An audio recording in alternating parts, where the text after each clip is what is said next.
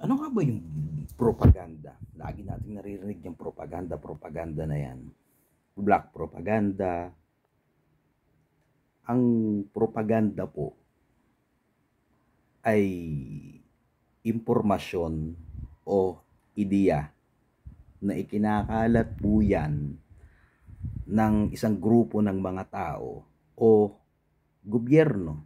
Karaniwang ginagawa nila yan para impluwensyahan po yung opinyon ng nakararami o ng mga tao. Paano nila iginagawa yon?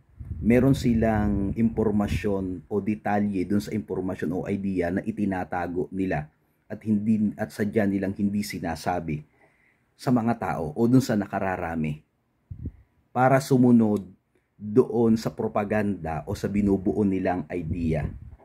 Anong halimbawa niyan? During the pandemic, yun ang magandang halimbawa. O halimbawa lang noong kunwari, hindi totoong figure to. Ganito ang balita. Panahon ng pandemic, ang namatay ay 100,000 Pilipino. Ano ang iisipin nyo kagad? Diba? Mabigat. Bakit? 100,000 yung namatay nung pandemic. Yun ang pumapasok sa inyo kasi yun ang ginamit na propaganda. Hindi nyo tinanong kung lahat ba ng namatay dun sa 100,000 na yun ay ang ikinamatay nun ay COVID-19.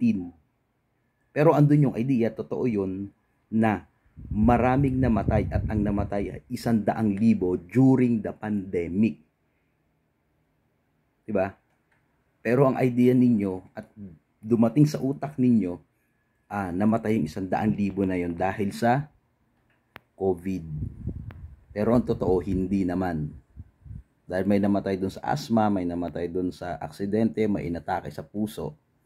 Pero yung dating nung pagbabalita, yung impormasyon or idea na propaganda na kayo, naniwala na kayo sa propaganda.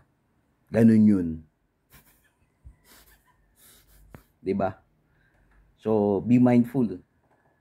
Kung totoo ba yung naririnig nyo o hindi. Gusto nyo matoto? Manood kayo palagi sa live ko. Yun lang, mga kabagis at mga igsuon. Babush!